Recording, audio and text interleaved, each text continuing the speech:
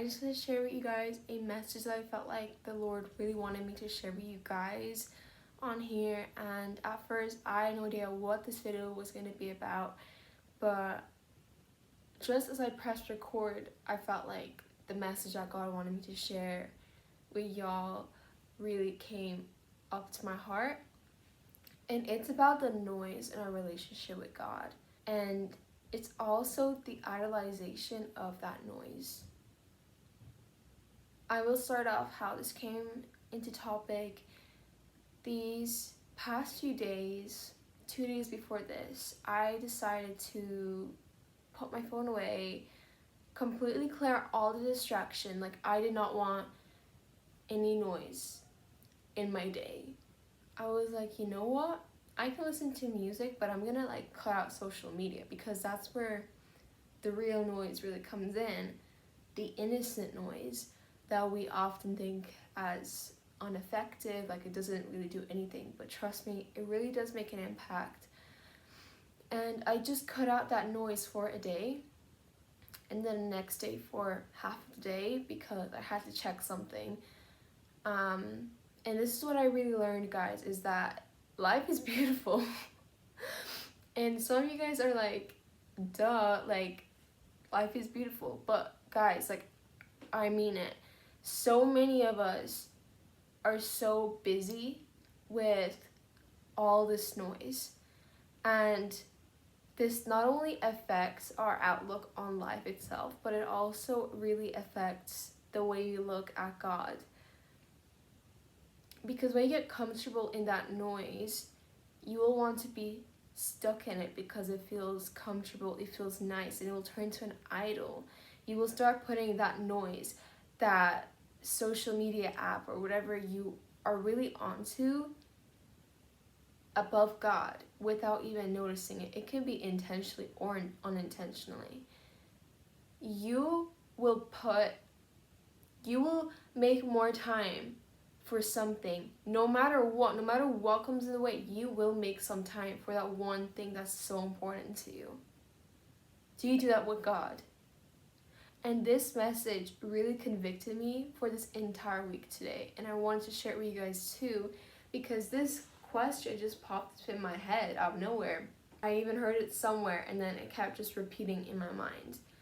But I really wanted you guys to reflect on this question of, what are you giving so much time?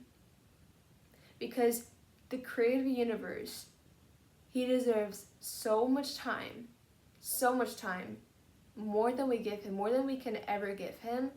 But when we have free time, when we want to be comfortable, when we want to say, you know what, I'll make my relationship with God really comfy, so I will spend some time on my phone because I don't feel like reading the Bible. That is no excuse, and I fall into that a lot. And I want to make that clear among every Christian out there, and myself included, is that we often make sure that we feel comfortable. We put ourselves in these limit boxes where we're like, I cannot step out of that barrier, because if I do step out of that fence, danger zone, life might turn around and it might be uncomfortable if I start deep dive into the Bible, when God is talking about the judgment day, and when God in the Old Testament is talking about all these crazy things. A lot of people avoid the Old Testament because it seems scary. A lot of Christians framed it as scary. But let me tell you, once you start meditating and seeing God's heart in those scriptures, you will see this massive love throughout the entire Old Testament. Because once you see that love in 1 or 2 or 3, how many times in that Old Testament, you will start seeing it splattered all over the Old Testament. And now I'm in love with the Old Testament. I even like it more than the New Testament. And I like them equally, but just the Old Testament has a really special part of my heart. Just I love it so much, how I can just see so many people facing and undergoing all these trials, like the Israelites, they got saved out of the land of Egypt by God. God, who saved those Israelites from Egypt, from slavery, is the same exact God who is right here in this universe. He did not change. He is the never-changing God, and we need those affirmations.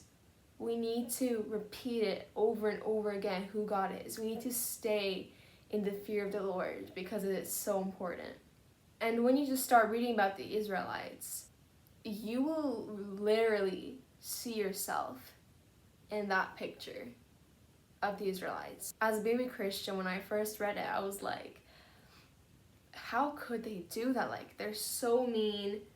Like, God just freed them. What do you mean they're already against God? And I started realizing we are a lot like that. Like, God will do a miracle, and then the next day when the worst event occurs, we will completely turn on God. And that can even be in something that we didn't even recognize we did. It can be literally just happening in our hearts that we turn on God. Not verbally, we didn't say it out like, God, I'm against you now. No, it can literally just be in your heart. But back to the topic that I really wanted to tell you guys about the noise, is that you should try it. And if that's not convincing enough, it has really helped me. I feel like it gives you more time to spend time with God, and it's not even I think kind of thing. It's more of a, of course you're gonna have more time to spend time with God. Forget the I think, forget the possibility questions of like, will I even be able to spend time with God? Because of course you're gonna, you will have so much more time.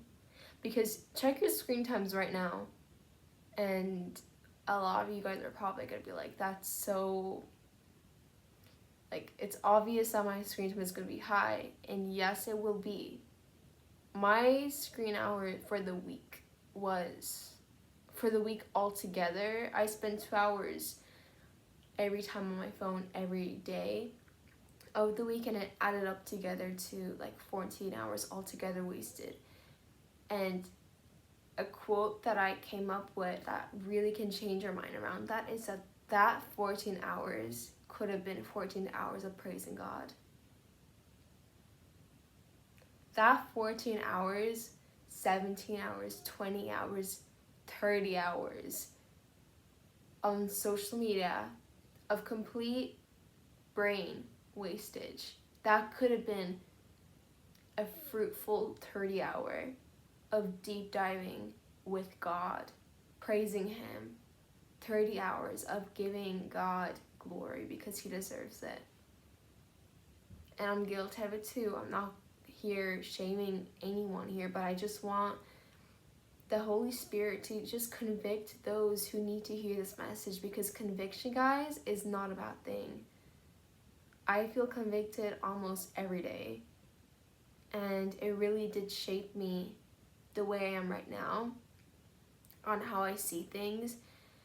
It completely transformed me, it strengthened me, it taught me so many lessons.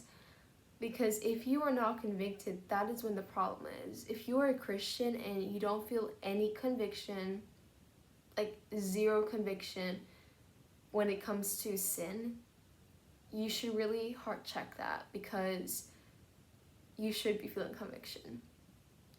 You need to remember what Jesus did for you on that cross. That there is a weight that sin carries. And if you don't feel convicted to let that sin go, you need to check up with God, because God does not want you to keep walking in that path of sin, because He is a God who washes His people clean, who renews us, who transforms His people. He wants a fresh start for you and me. And I just wanted you guys to let that know, because this message I feel like is so important for so many of us here, even me. And I hope that this short message really encouraged you out there. And I'm not going to put any description on this. May this video find whoever needs to hear this message. I love you guys so much. God bless you and keep you, and may his face shine upon you. Thank you so much. And if you have any questions on here, please ask away and try to make time to answer. Bye.